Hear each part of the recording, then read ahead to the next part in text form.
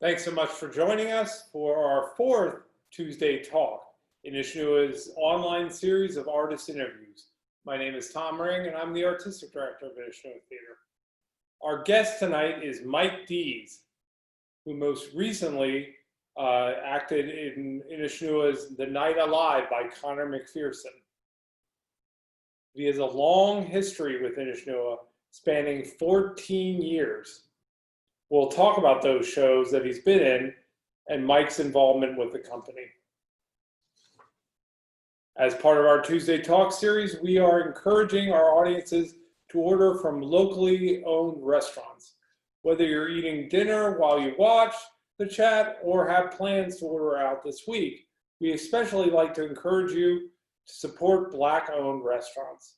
Philly Mag has a great list for you to start from. Jess Simpkins, our managing director, will be posting that link in the chat, as well as a link to the app Black and Mobile, which is basically like a Grubhub for Black-owned restaurants. We also want to continue to share resources to support Black Lives Matter movement and to continue moving the wave of social change forward in our city and in our country. A great website showing up for Black justice. And in light of recent killings of multiple Black trans individuals, including Dominique Remy Fells in Philadelphia, we wanted to encourage you to donate to Attic Youth Center, Philadelphia's only LGBTQ youth center, which does really phenomenal work in our community. There are also two sources that Mike has recommended.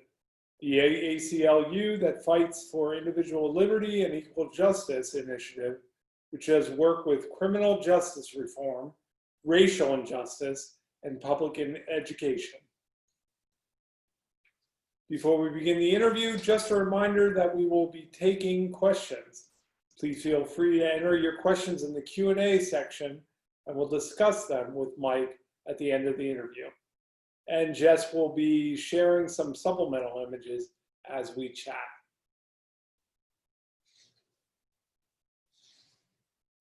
So let's get on to Mike Dees. Mike is an actor that has had a profound impact on Inishnua's theater history. From our third play, Crazy Gary's Mobile Disco, Mike has been a part of some of Inishnua's best work. He's carved out a place in Inishnua. Big on comic roles, he is one of the reasons Inishnua has grown. And we are lucky to have him here tonight. Thanks for being here, Mike Dees. Welcome to Tuesday Talks. Hey, Tom, how's it going? Hey. I'm super excited to be here. I'm so excited that I wore my Inishnua t-shirt, breaking out the swag for tonight. Yes, and it's actually a classic Inishnua logo that nobody understood. We now have a new logo, so you have an Inishnua vintage t-shirt. Vintage, it's retro, I love it. So let's get started on how you got into acting and how you got into theater. So I used to, believe it or not, most people that know me think I probably talk too much, but I was very shy and used to be terrified of public speaking. And when I was a sophomore in high school, I started doing theater as a sort of way to get in front of people. But my high school had big musicals, like 100 people on stage. So I got to stand in the back of a chorus and just do jazz hands and stuff like that, till I started getting more and more comfortable. So I did theater in high school and college. And then I was doing some community theater after college. And then a friend of mine, Jared Delaney, who's done several shows for Inishnua, he was actually in Villanova's graduate theater program, and they were having open auditions for a show. And he talked me into auditioning, and I got into the show. I was super excited, but I was still working during the day. I was working at an insurance company, sitting in a cubicle field, and I was not very happy. And we had just finished our tech weekend. So I was there all day Saturday, all day Sunday. And I went home to see my parents. I went home for dinner that following week. And while I was there, I was like, oh my God, the lights and the costumes and the set, and I could not stop talking about it. And my dad actually pulled me aside afterwards, and he was like, I think you're in the wrong field. Wrong thing. He said, you have to stay an hour late at work and you complain about it constantly. And here you are not getting paid for 12 hours a day on a weekend and you can't stop talking about it. And I was like, yeah, whatever. And then they had come to see the show. And afterwards, I went back home for dinner just to say hi and visit. And after dinner, again, my dad pulled me aside. And he had called Villanova and had them mail him an application for the graduate program. And he handed me the application and he handed me a check with the deposit fee. And he said, don't do anything tonight. Take it home. Think about it. Tomorrow, you could decide. You could shred it and throw it away, or you can send it away. It's whatever you want to do. And the next day I went to work and I was miserable. And I got home and I started filling out the application, and that's sort of where it went from there. And I originally was like, oh, I'll go back to school so I could just teach theater. I just love theater, but I didn't really think I could be a performer, an actor. I was like, oh, these people are so good. But while I was there, I started getting cast in shows, and then eventually, there's Chicago, I did. And that was one of the first shows I did in the program. Actually, it was my first show, my first year. And I was like, oh, that was so much fun. It was awesome. And then the following October, I won a Barrymore Award for it. So they offered me an acting scholarship to be able to finish my degree. So I was paying for it, putting a lot of it on a credit card, which is not a smart thing to do, but I was. And they gave, there's another one. Good night, Desdemona. As you can see, I mostly did comedic roles while I was there, not the most serious dramatic actor while I was in school. So I started doing more shows. They gave me an acting scholarship, and then I started to think, well, maybe I could do this, we'll see what happens. So my dad is the one that really sort of pushed me to go into that direction, which was a surprise for me. He worked his way up through the chemical industry his whole life, business, sales. It was all about that. So for him to be like, pursue the arts, that was sort of a big surprise for me. Yeah. But he's a really supportive parent. I mean, it's amazing. Yeah. He was, they came to see all the shows and everything. I mean, meanwhile, I was graduating from Villanova and my mom would still say, business or computers is a really good job. And I was like, yeah, I know, but I'm going to try the theater thing for a little bit. And here I am, 16 years later. So it worked out. So Inishnu started maybe the third year. So it started out to do contemporary plays from Ireland. And then I thought, oh, let's not box myself in, or let's not box the company in. So we'll do plays from Ireland, England, Scotland, and Wales. And the third year, we did a play called Crazy Gary's Mobile Disco. Yeah. God, I love that jacket. And of course, we had no money. And so we performed it at the Khyber, now called the Khyber Pass, which is a gastropub. But when we did stuff there, it was a rock club. And we did it on the second floor of the rock club. And it was a play, it was 3 monologues, and each one was an act. And at first you thought, oh, it's like kind of a slice of life of like, this is what it's like living in Wales. And literally the last page, everything comes tumbling down. You're like, oh, that's the guy. Oh, that's the guy. Like it all comes together. It's by Gary Owen, obviously. And it was just such great. So you had the second act, and where we positioned you in the upstairs at the Khyber was actually the dressing room for bands to hang out in. And you would come out and do your monologue there. So I wanted to know, first off, what was it like having to do an entire monologue and continue the story along? That so that was probably one of the hardest things I've done. It was, and I know Rachel, who did the first Tuesday talk, when she talked about Hooked, and how difficult it is when you are just alone on stage talking for 30 minutes or 35 minutes, however long it was.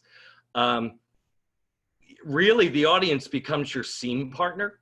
So luckily, we had amazing invested audiences who were able to help us with that. But trying to keep that all in your head and keep the story going. And also that script was really difficult because the details in the stories were so important, because you couldn't just say the one. You had to make sure that you said the woman in the red shirt, because people would go, oh wait, there was a woman in a red shirt in the first one.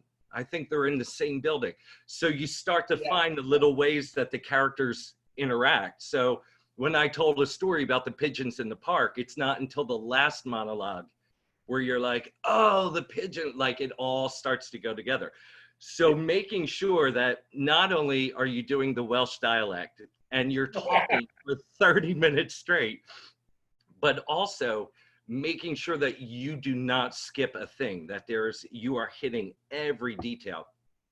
That was incredibly stressful. It was great. I mean, I love doing it.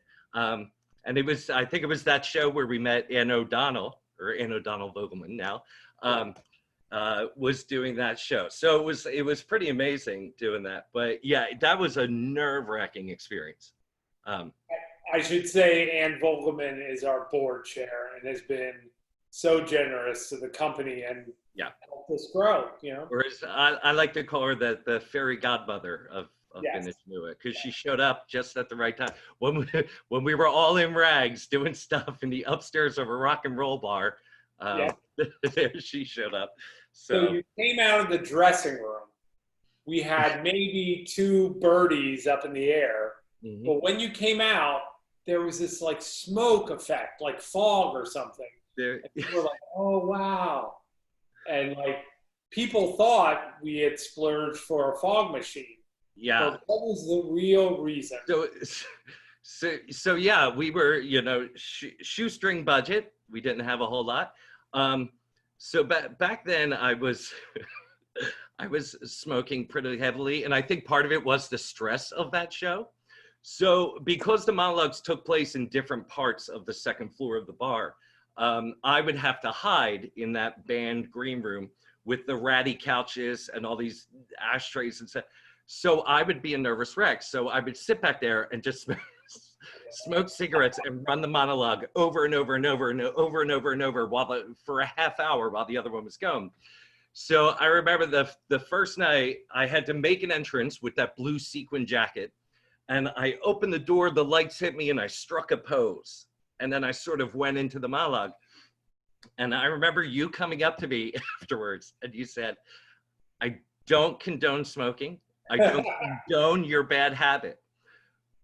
But if you could make that happen every night, that would be amazing. So it sort of became a running joke that, I would do one of these, and then open the door and go out and do this 30-minute monologue. But very rewarding.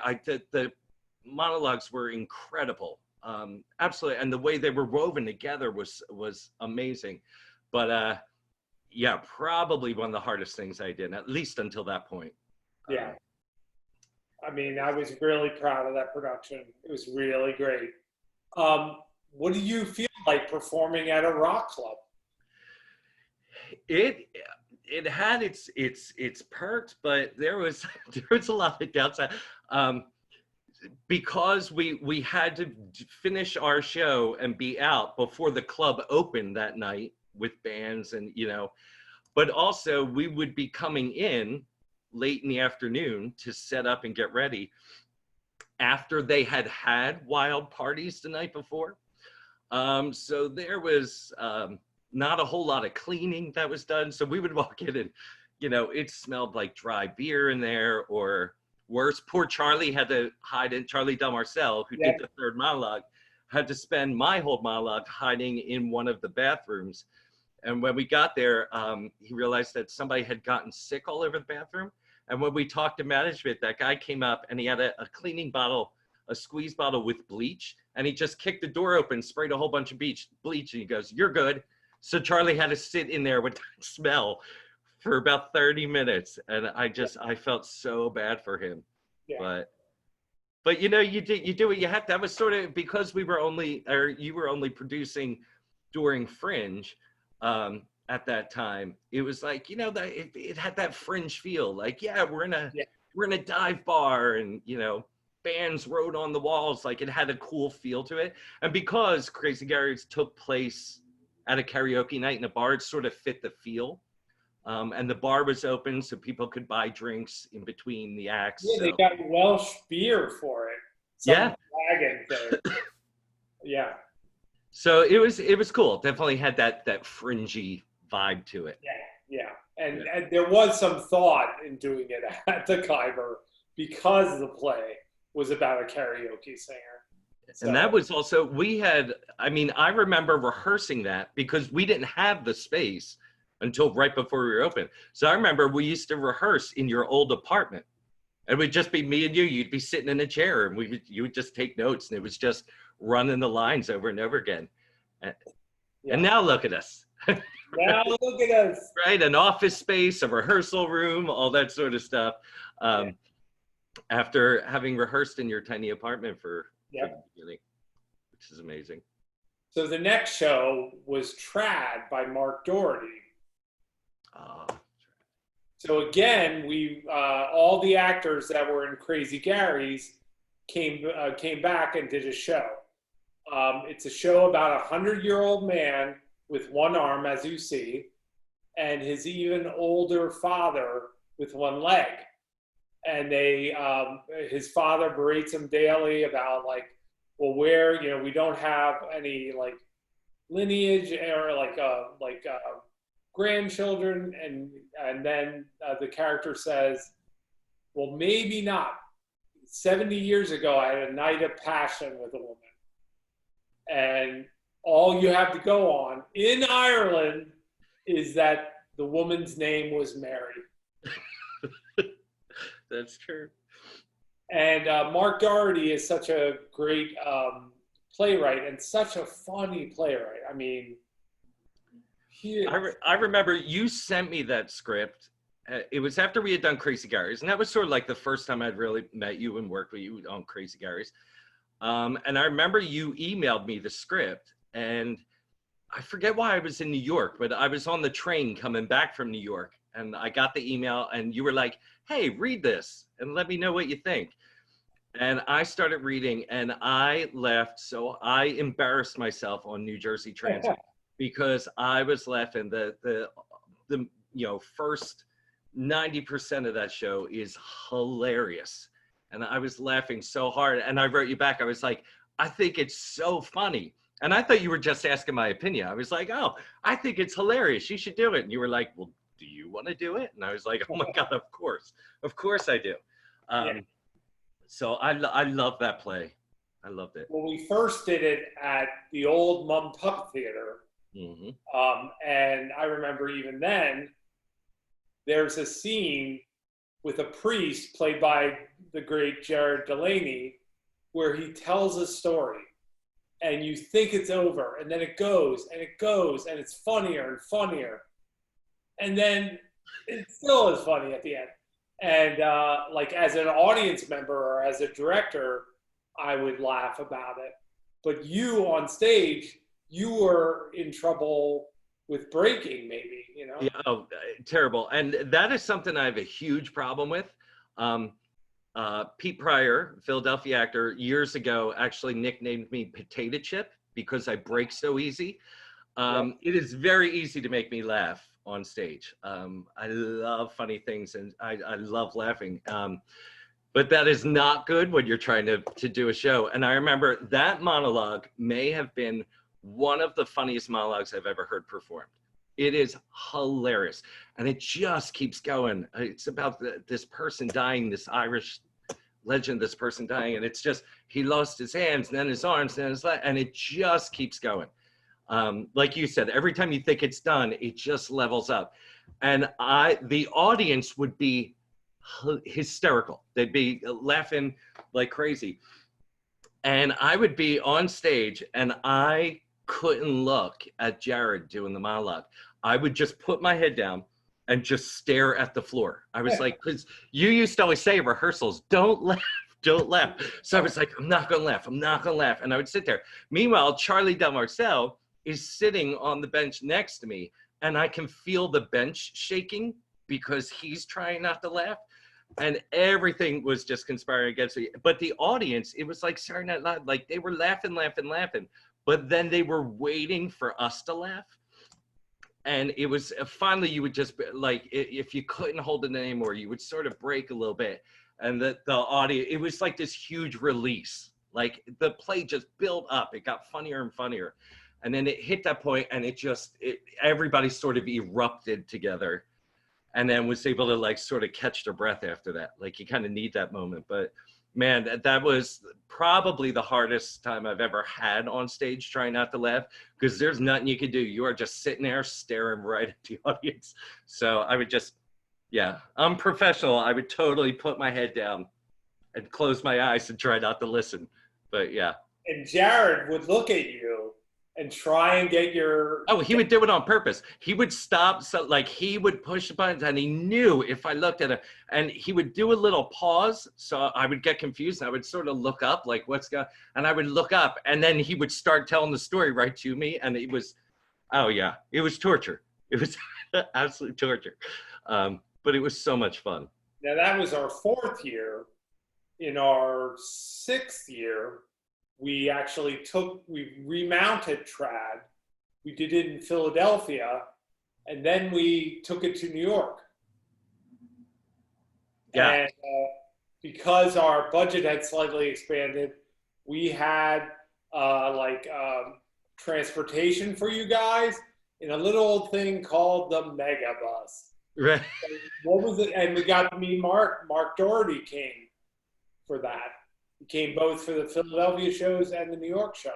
Yeah, and that I mean I've said this to you before, but one of the amazing things about Inishu is being able that, like, there's been multiple times where we've gotten to meet or talk to the playwrights, the actual playwrights themselves, and that's such an unusual thing. Like it's such a rare occurrence to be able to like sit down, over a beer in a bar and talk to the playwright and be like, so what, talk about the characters and why they wrote it and Irish theater and all that sort of stuff. Like what a special gift. But Mark was incredible. He was so kind.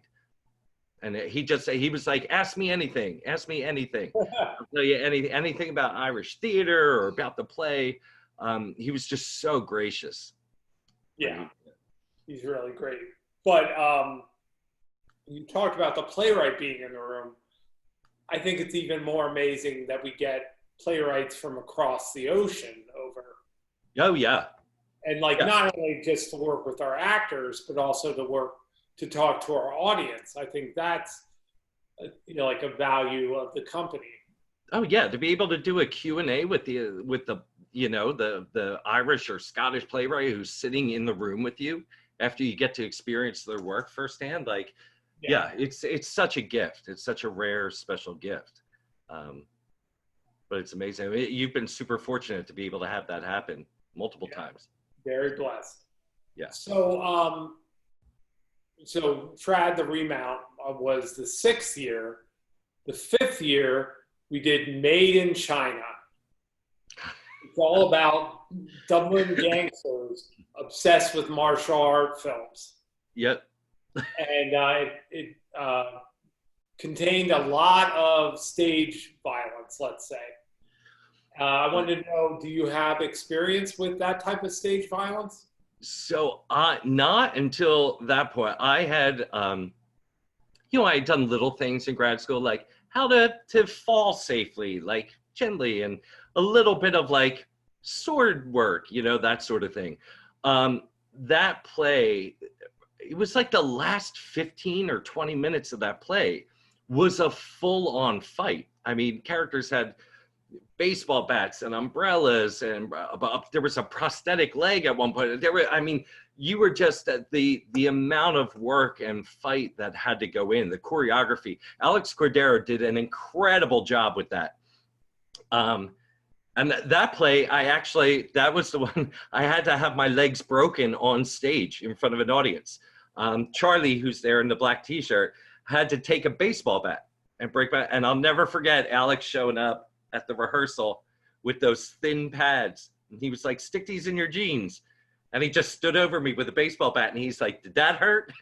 Did that hurt? And it was like, there's nothing more terrifying than laying on the ground with somebody with a baseball bat over you, being like, I'm just gonna beat your legs for a little bit and you tell me when you feel it.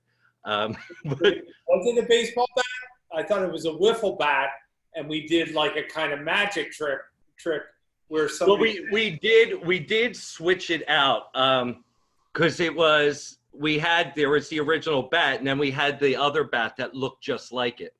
So they would, that was hollow. I mean, still stung a little bit, you know, if you were going the wrong way, but that was one of the things. One of those magic theater tricks where you sort of bang the metal bat and then you put it down, then you pick up the other bat and bring it out and break some legs. But yeah, that intense fight, I'd never done anything quite like that. That was just our fight call for that show. You know, normally you show up 15 minutes before your call time to get ready for the show. And that one, I think it was like a half hour or 45 minutes because there were so many fights and it was so involved. To rehearse those every night before going on stage. I mean, you had to be so strict about it just to make sure everybody's safety. There were things flying at all times. So yeah, it was super intricate, but it worked. It was great. But Jessica Simpkins, our managing director, she actually stage managed that. And I remember you and Charlie going in some sort of martial arts pose, and then you were like, you put your finger and you kind of like stop. And just under her breath, Jessica Simpkins goes, idiots. And I knew like we needed to keep her around. Yep, she's a keeper. She's definitely a keeper. Yeah. Because she had maintained she was, you know, super professional and just sort of let us do our thing and just sort of was taking notes. Because she had so much notes with the blocking and stuff like that. Sure. But yeah, when she was the idiot, so good. It's great. Was that the show that you really had to go to the bathroom? That may have been one of the scariest things that's ever happened to me on stage. In that first picture where I'm sitting in the chair, and I had my character came in from the rain, and I asked for a cup of tea. Well, I would have to drink the cup of tea. I had taken my pants off because they got soaked in the rain. So I'm just there in a pair of boxers and the shirt. And I had a cup of tea, but I would have to down it because a page later I would have to say some more, and it became this thing. So I had to have 3 or 4 cups of tea. And I had forgotten to go to the bathroom before the show. And I figured I'll be totally fine. And about 45 minutes, 50 minutes into the first act, all of a sudden I was like, I'm not going to make it. And you could see I'm sitting in that chair, and Charlie and them, they're talking to me and they're walking around. Well, at one point I was like, I can't just sit here. So I got up, I started leaning on the chair. I started walking around, pacing back and forth. I'm leaning on the couch, and the two of them are looking at each other like, what's he doing? He's messing up all the blocking. He's all over the place. And at one point, Jared McClanagan was talking, and Charlie just walked past me, and he went, what's going on? And I looked at him, I said, I have to pee, talk faster. Just talk faster. I'm like, I have to get off the stage. There's nothing I can do. And man, those lights barely came down at the end of the act before I was like, I was off the stage running. But oh God, that was my biggest memory from that show was that night. Because I was on set, I was like sweating.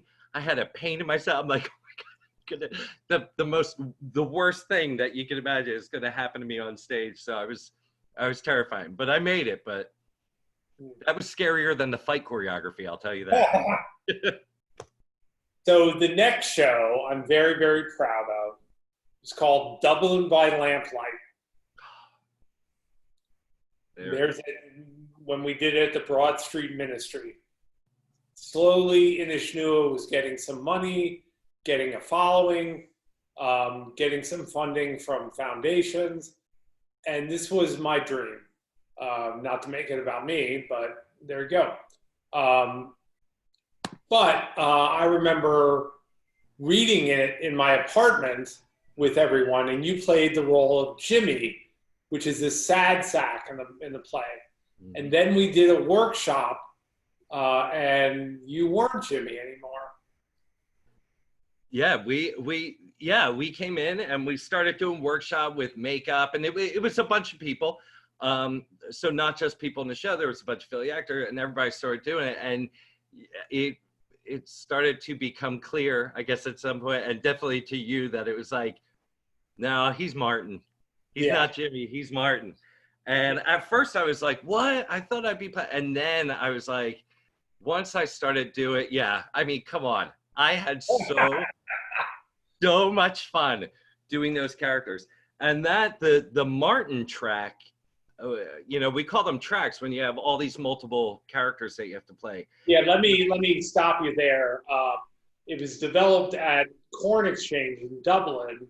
Yeah. And has a very particular style. You see the makeup, but also the physical movements. So what I wanted to ask, aside from reminiscing, which we will, like, how is that style with the physical adjustments and the makeup? How do you find that? That's what made it super tricky. I mean, that show was a mental marathon, because you're keeping track of all the different characters you're playing, but the style, and you could see in the picture, when one person is looking forward, the other people are looking at, or when one person is speaking, the other people are looking at them, but then when it's your turn to speak, you turn and face the audience. And it took everybody a while to get down into that sort of rhythm. But once you find it, it becomes like music. And luckily, I mean, we had the amazing John Lyon-Aarons, who was underscoring everything, but and he had done the music for Trad as well. But it became this music, this dance, and we fell into a rhythm. Now, if you blinked for a second, or if you were off, or you stumbled on a word, it was very easy for the other people who were also participating in that dance. It's like somebody taking a false step and tripping over their feet, so you had to just be super conscious of the rhythm. You had to be so present during the whole thing, and just super aware, that once you got it down, it started to become like a second nature. But I mean, it definitely we spent, hours just getting that down.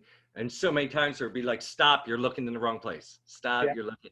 Because we're so trained to speak to our scene partners and make eye contact.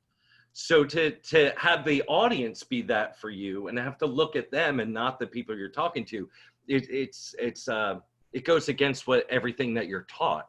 So it was hard to break that habit, but when it worked, it worked.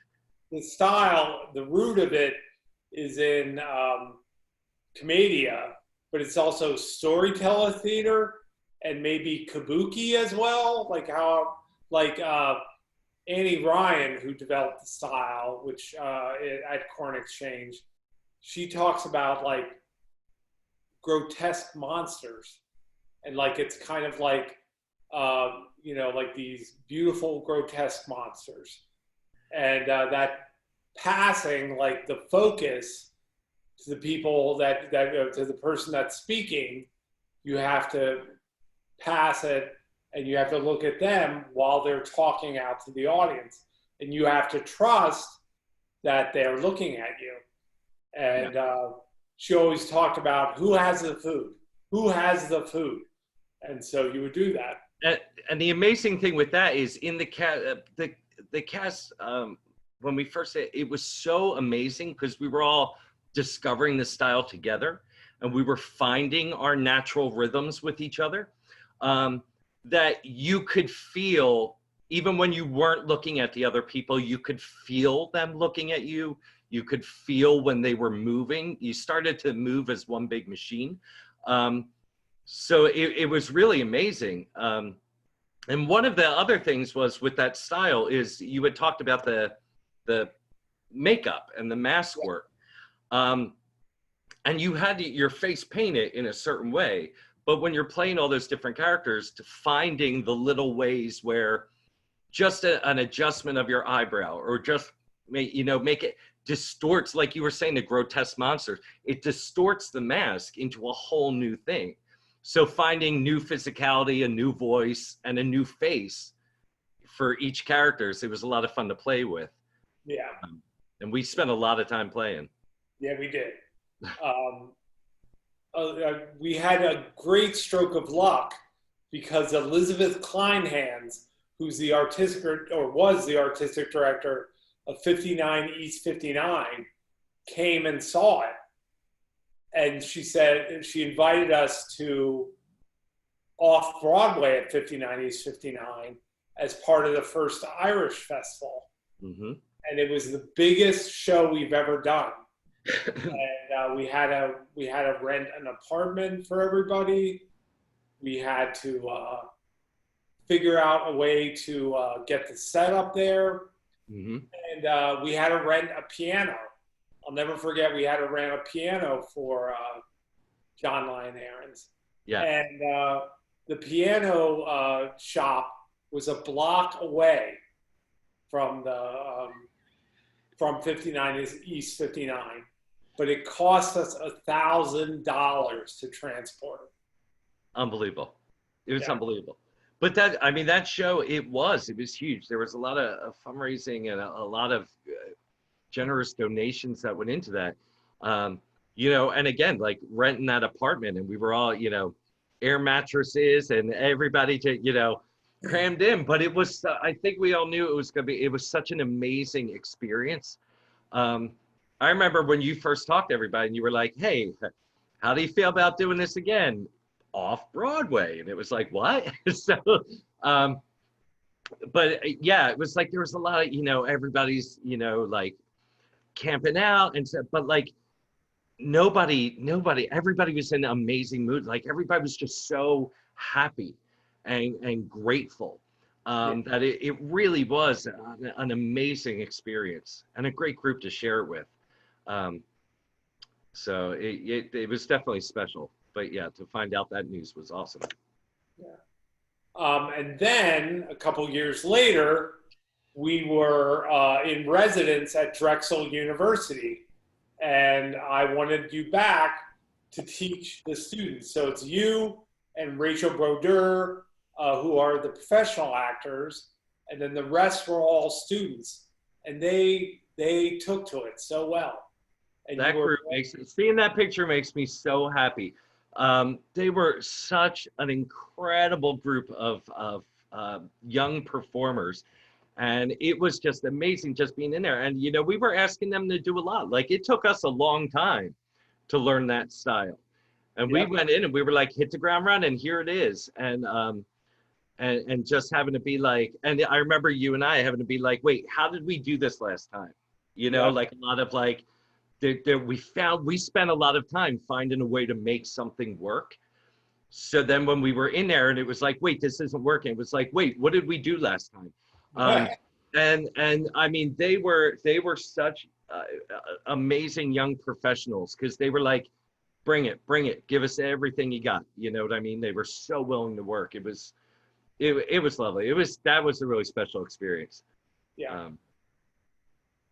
And the guy that played, oh gosh, I'm blanking out now, but Joseph Teddy, who played one of the leads in the Drexel production, I ended up casting again for Love, Lies, and Taxidermy. That's it. So, I mean, he's now working in marketing, but, like, I was glad to bring him back, Yeah, he was special. I mean, he had, one of the hardest parts. I mean, all the tracks were a little different, but, he really had to be in kind of like the lead. I mean, it was an ensemble show, but I mean, really, the biggest part of the story was his, and man, he took to it. He was super impressive. He was impressive to work with. You had talked about tracks of the characters. You didn't just play Martin. You also played the theater owner, a really kind of lecherous guy. Oh, that the sleazy box office manager. Yeah, there he is. Yep. There he is. But again, you could see just by, just a slight move of the mouth to the side, all of a sudden it changes the whole character. And again, there's that style of when you're talking, you're facing out and the other person's looking at you and then you switch. But yeah, that amazing. I think I'd count it. And I think the Martin track has like 11 characters. And, God bless our dressers backstage, because sometimes you'd run off and they would grab you, rip a jacket off, throw a jacket and a hat, and then push you back out on stage because you had the turnaround for the characters. But that's what made it such a fun, like impressive feat. I think for the audience enjoyed, like people were walking off and coming right back on as completely different characters to tell this epic story. I mean, it's an epic story that happens in there, but Also, yeah, like I always think Dubbing by Lamplight is one of the best written shows. Like it's so economical, but it tells an amazing, as you say, epic story. And it takes place in a day, if you think about it. Well, I remember when you sent it to me, and I started reading it, I remember having a hard time to read because it's not written in a typical script format, because the characters say they narrate their own performance. So it's written very much like a story. Martin wakes up in the morning and he walks into a room and he starts, and then you start doing the dialogue. So I remember reading it and I was like, it's a story. It's not a play. Like, I don't understand how you do this. And then as you go, you're like, oh, okay. Yeah. All right. I was very proud of that. And I was proud to see it grow over 3 different productions, like how it changed, but also how the play puts you in this rhythm that you can't deviate too much from.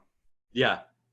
Yeah. And so it's like everybody's bringing their own thing to it, but the style sort of stays the same. It sort of carries the story through, the storytelling aspect. But it gives the freedom of the different people that got to perform in the different productions a chance to spotlight their stuff, what they can bring to the table. So it was great. And especially when we did it with the Drexel students, to get to see what Marley did from what Sarah Van Auken had done.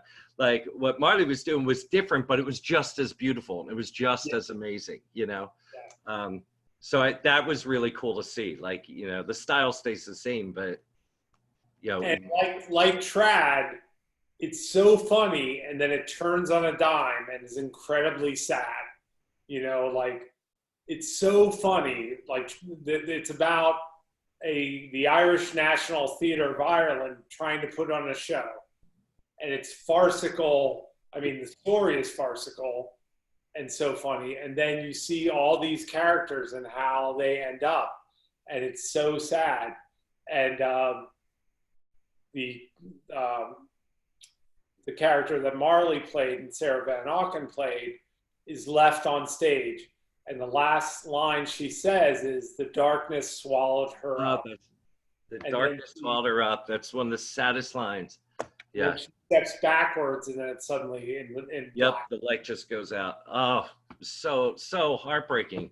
What a terrible last line. I mean, it's a beautiful last line, but man, it just kicks you right in the gut. It's a tough one. But yeah, because you do, and it's like I said, it's the same as Trad. And I joke all the time about Irish theater. You laugh till you cry, or you laugh till you're horrified. Made in China, you were horrified at the end. People were beating each other. But Trad was a tearjerker, and Dublin by Lamplight, same thing. You're watching these cartoonish characters over the top tell this huge story, and then one by one, it's literally like the last 4 pages. The script is going, and then just you start to see how they all fall into, you know, this sort of despair. And it's just heartbreaking. And it happened so quick, so quick. I think at some point in the like in the development of it, working with people, introducing the makeup and the style. I think I said it was like Muppets doing Chekhov. Yep. Yeah, because you were watching us in rehearsal, and you know we're running around and doing all these like crazy, and you were like, but the story is so amazing. Yeah, it's like Muppets doing Chekhov. Yeah, it was so good. And so last year you came back and you did The Night Alive by Connor McPherson. Oh, yeah. Look at that guy. What was it like coming back to Inishnoa after a couple of years? That was it was so wonderful. And I love it. So, you know, early on, we were also like building up this company. Like you were building Inishnoa. And so it was nice to sort of like step back and watch it grow, like bringing in all these different directors and artists. And so it was amazing to watch. And one thing I always say about Tom, I've gone into auditions before where you walk in and there's 30 people in the room and you're like, okay, they don't know what you want. It's anybody's game, or you look around the room or whatever. But I've always said, anytime you've called me in for something, like when you call people in, you're not wasting your time. Everybody that gets called in legitimately has a shot at this. Like, it's not just, well, we'll see, I don't know, call in all these people. So it was really amazing when to get called in, it was like, oh, like that meant you thought of me when you read this play, which was so amazing. And then you sent the script and you were like, hey, we're having auditions. Is it something you'd be interested in? Yeah. And I read the play, and that, I mean, I know I just said Irish theater, you laugh till you cry, or you laugh till you're horrified. But that play, I think it was so special when I read it. I couldn't put it down because you laugh until you're horrified, until you cry, but then it actually has a sort of an uplifting ending, a little bit of hope, it's kind of and just beauty at the end. And I had never read something like that, like where I'm like, I'm laughing. Now I'm cringing while I'm reading, and then I start crying, and I was like, so I went in, and I remember I was at work, and I just couldn't put it down. I was reading it every chance I got. And I was telling people I was working with, I was like, I want to do this show so bad. What it was, I read it, and I just thought it was so special. And I think it was the first time for me in a long time where usually I read a play, it's like, hey, take a look at this. And I'm like, oh, I could see myself playing this character, or, oh, I really want to do that part. And with that one, I didn't have a sense of that. But I was like, I really want to help tell that story. I don't know what it was. Like, I read this and I was like, I just want to be a part of this in some way. So not like, oh, I really want to do Doc. I think it would be great to do Doc, but I just really want to be a part of this story. And yeah, I totally fell in love with it. So I came in, I auditioned and read with a bunch of people, and then luckily got cast. So super grateful. Apart from being a great cast, it was a great set too, you know? Oh, the set was amazing. What was able to be done in that space was just, was unbelievable. And every day we came in, and there was, like, you could see in the picture, there was a different postcard on the wall or a different pane of glass in the window. It was a really amazing space to live in every day, to get to live in that world. And like you said, I mean, the cast was so unbelievable, and they just lifted you up like every time. And, you know, there were times in rehearsals where I was like, I don't know what I'm doing. Like, I'm getting frustrated. Like, it's not right, but I don't know what's supposed to be right. And everybody just being like, well, let's try it a different way. Let's try it. Let's play. Like, we're here. We'll find it, that sort of thing. So it was sort of a perfect storm, at least for me, of like it was the magic of the people on stage, the set, Steve Wade's amazing fight choreography. Goodness, yes. And I again, mean, Steve was about like the magic of it, like how the hammer that unfortunately your character gets hit with. It was a real hammer, and then he switched it out to a rubber hammer. yeah, and all the little tricks, the crushed up water bottle I had in the bathroom, so it sounded like I was getting hit to make that sound. Yeah. And the blood effects. But yeah, it was such an amazing show. I was super happy to be in that. And Andrew Chris, who played Tommy, it was really cool because he approaches things very similar to the way I do. Like before going into rehearsal, I mean, we sort of knew of each other. We knew each other, but didn't know each other that well. And like a month before rehearsal started, we were messaging each other like every day, 5 times a day. I found a new article. I was reading something about space and time. Here's an interview with Connor McPherson. So it was really amazing to know that he was doing the same work that was happening before. For To the be audience that doesn't know, the play is about a man who has kind of messed up his life. He lives with his uncle in the front room of a Edwardian house. He's separated from his wife and his children, and then he brings in a woman that had an altercation with her boyfriend, and it's about loneliness, but basically, if he has this mindset that if he saves her, he saves himself. Yeah, and all of the characters, I think one of the reasons I love the play is the idea that they're all together in this little room, but they're all so distant from each other. Yeah. Like there's all that sense of loneliness, and even though, like, yeah, this is my friend, but there's still like a removed thing with everybody. So, and like, you know, what a commentary on the life of, like, you know, especially now, like we are so connected with everybody on social media. Like we are connected way more than we ever were, and yet people can feel so isolated during that.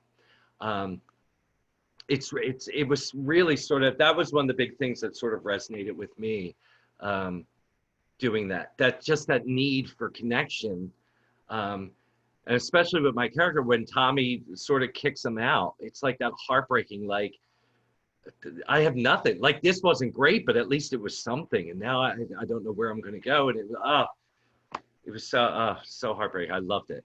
I love that show. Well, this Tuesday talk makes it sound like you've never done anything else in Philly theater. All I do is sit around waiting for Inishnuwa scripts. They're going to call, but you have done work with other theaters like Azuka. I think we have a photo coming up. There. Oh, of course, that's the one you picked. Me in the center there. Yeah. Yep. With a 5-foot hoop skirt. Yeah, of all the shows, I've done a couple of shows for Azuka, but I love that you pulled that one. That is actually one of my favorite pictures. But yeah, I've worked with, you know, Azuka, the Wilma Theater, 1812. So I've done some of that stuff, but I also do a lot of education work. I do a lot of educational outreach in the city. And I do that for places like, you know, the Lantern Theater and the Wilma Theater. Have you not? What's that? Worked for the Wilma as well. Oh, and you also do ballroom dancing. I do, believe it or not. I know I don't look like, and you know, I'm not like a classically trained ballroom dancer, but I do work with a group called Dancing with the Students, and we go into a lot of underserved schools, and work with a lot of classes, and we teach ballroom dance, which is really amazing. So I do that, and I teach for the Lantern Theater. We'll do Shakespeare. I teach some stuff for the Wilma Theater. I do their summer camp every year. I've taught for the art and theater. That was something I sort of fell into as I was coming out of grad school. I was like, well, what do I want to do? And Ann Holmes, the education director at the Wilma, overlapped with me in grad school. And she was like, I think you might be pretty good at teaching. I was like, I've never taught before. And she's like, I'll show you. And since then, it was like I started teaching for the Wilma, and then it just, the Lantern was looking for a teaching artist, and then the Ardemwa, and my name sort of got tossed around in the city. And I just sort of built up and have been fortunate to do that work. And I love it. I love going into schools. I love working with young people or people that aren't necessarily theater artists, but bringing theater tools to the school. So, so actually, this is one of the questions from the audience, and this was not, you didn't edit this, so just, you know, I should edit it, but it says, as one of the best theater educators in the city, how are you facing the challenge of trying to build a community with your students in this time? So it is real right now. That's because it's a lot of educational outreach, and we go in to a lot of schools that you know, we work with English classes, or we work, if it's obviously, you know, ballroom dance, you know, you can't touch people. So, but with a lot of the work, like with the Lantern, I actually reached out because, you know, the schools were all doing online stuff. So a lot of our stuff sort of got brushed aside. And looking at, you know, the fall, you know, if schools are able to go back in,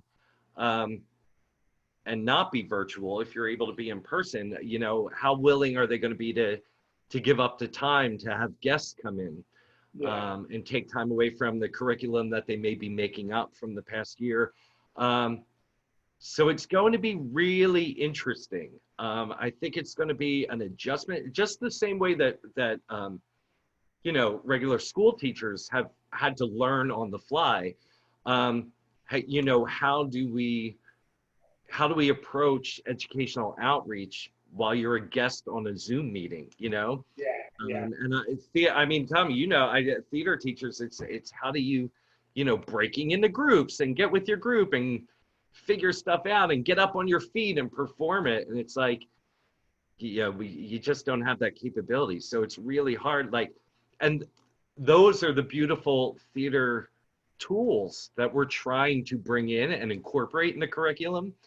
And when you don't have the ability to be in the same room, or to have an audience to present to, or to be present with, and eye contact, it's going to be new. It's going to be new, and you know, still trying to figure that out. I don't know if anybody has an answer right now, you know. And we have another question, and then we're probably at time. So I could talk to you all night, but probably. Look how much I talk. Oh, by the way, that last question was from somebody, I'm trying to figure it out. Charlie Del Mercel. Charlie. I love Charlie so much.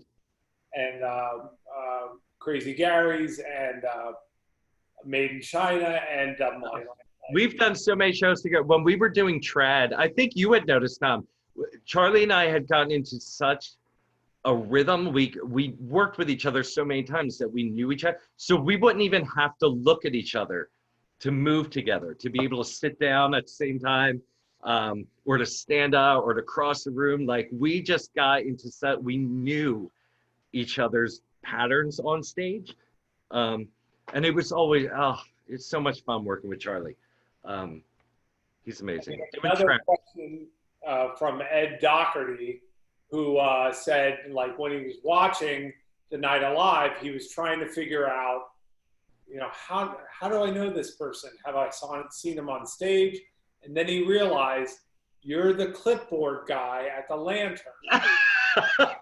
You'd be surprised. I had so many people. So I also do a lot of house managing work and like front of house work to, you know, fill in from time to time extra money. And for the Lantern, I would do 2 or 3 nights a week. You know, for years I've been house managing at the Lantern. And I had so many people after the night of live, they're used to seeing me do the curtain speech at the theater, like, please turn off your cell phones and all that. Um, so I had so many people come up and say, are you the guy that does the speech over at the other theater? And I said, yeah. I said, but the thing I liked about doing working with Inishnu is that you guys give me more to say than giving a curtain speech. Yeah, So for some reason we trust you. I don't know. yeah. Well, Mike, it's so nice. Wait. Let me see if I have another. Is there another question, or is it just I'm saying wrap it up? Yeah, let's wrap it up. Let's wrap So, it up. Mike, thank you so much. I want to see you again. We will get there.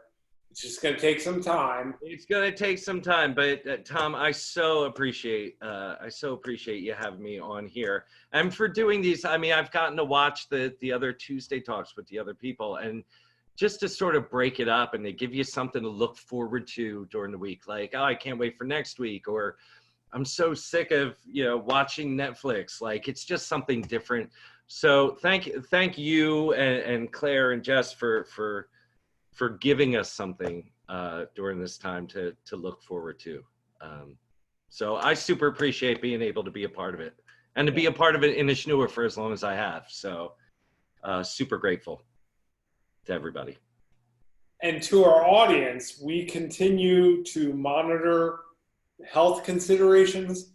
We will be back in the theater, but we have a 4-question survey. It takes like 2 minutes. And it will be in the chat, posted also when you get your receipt or like a follow-up email. It'll be there. Please fill it out. It'll help inform us right now while we can't be together, and then when we will be together. Thank you very much. This has been Tuesday Talks.